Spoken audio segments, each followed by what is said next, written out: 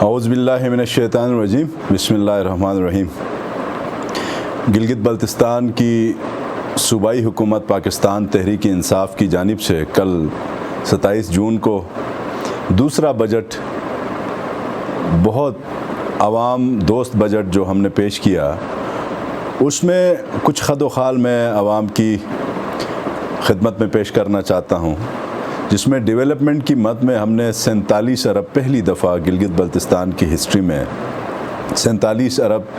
کو ہم نے عبور کیا ہے،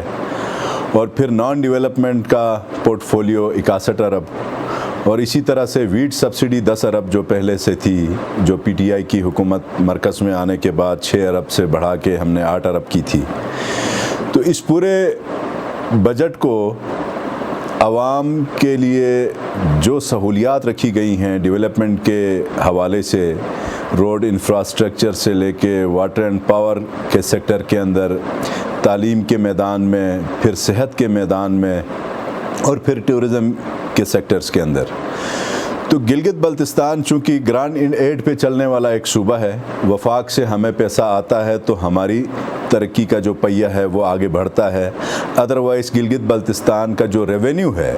وہ پوری عوام کو پتہ ہے کہ 80 کروڑ سے لے کر 1 ارب تک ہے،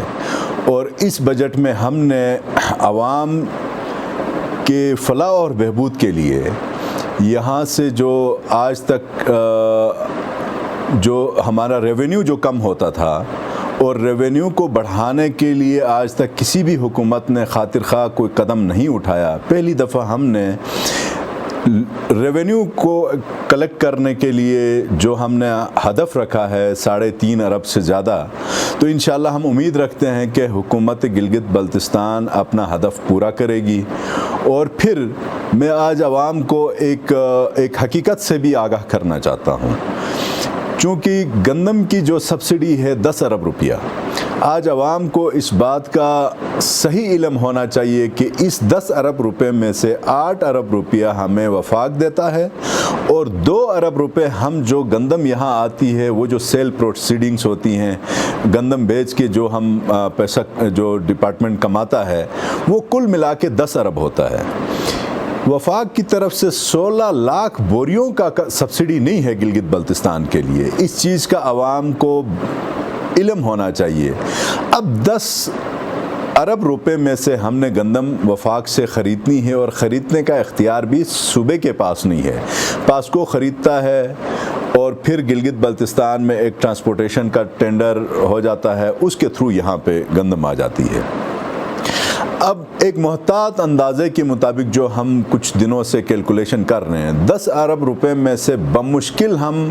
9 سے 10 لاکھ بوری خرید سکتے ہیں، بمشکل۔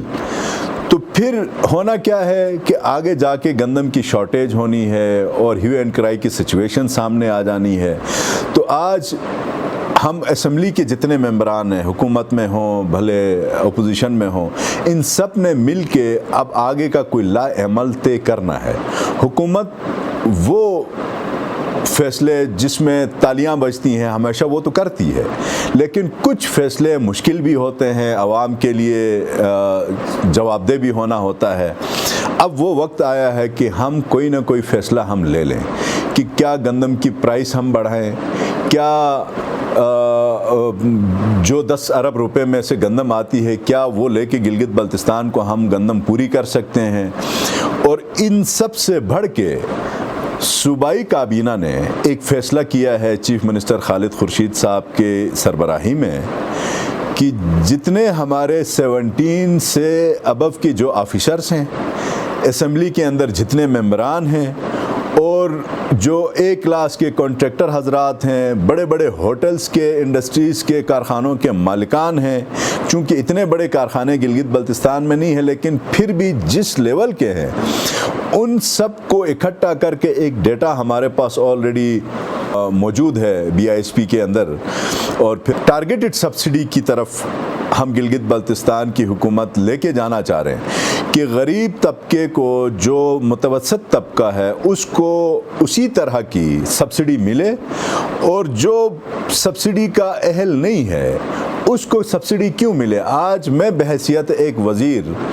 میں اور میرے آفس کا ایک گریڈ 1 جس کی 20 سے 25 ہزار تنخواہ ہے، اگر مجھے بھی 1250 روپے کی گندم بوری ملے، اگر میرے دفتر کے ایک ادنا ملازم کو بھی 1250 کی گندم کی بوری ملے تو یہ سراسر ناانصافی ہے۔ تو مجھے اس سبسڈی سے باہر نکلنا ہوگا۔ اسی طرح 17 سکیل کے آفیسر کو، اس سے اوپر کے آفیسر کو اس سے باہر نکلنا ہوگا، تب جا کے ہم گلگت بلتستان کی غریب عوام کی عملی طور پہ خدمت کر سکتے ہیں۔ تو میں گلگت بلتستان کی عوام کو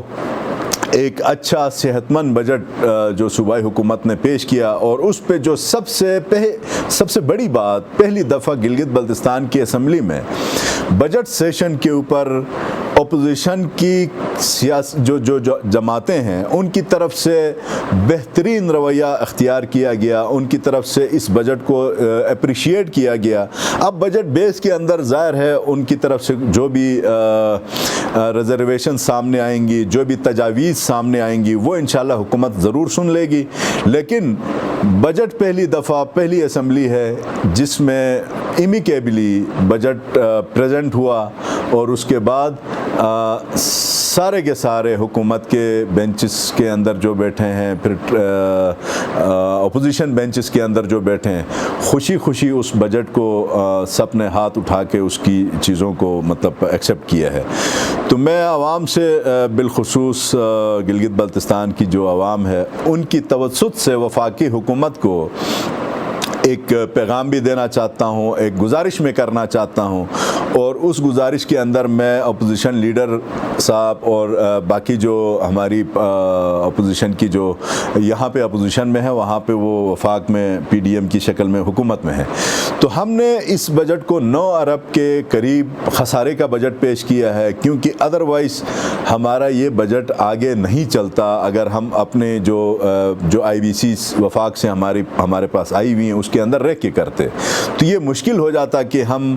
15% اپنی تنخواہیں اس کو دیتے، پھر جہاں ڈی آر اے 15% جو ڈیفرنس کا جو وہ تھا اماؤنٹ، وہ کل ملا کے ہم نے 30% جو ہے ملازمین کے لیے رکھا ہے۔ تو اب جو 9 ارب کا جو خسارہ ہے اس کے لیے صوبائی حکومت کا ساتھ دیتے ہوئے اپوزیشن لیڈر ہمارے غلام محمد صاحب، پھر ہمارے دیامر سے رحمت خالق صاحب، انور صاحب، ان سب سے ہماری گزارش ہوگی کہ وہ وفاق کے ساتھ انگیجمنٹ کر کے اس خسارے کے بجٹ کو وہ میٹ کریں۔ شکریہ جی۔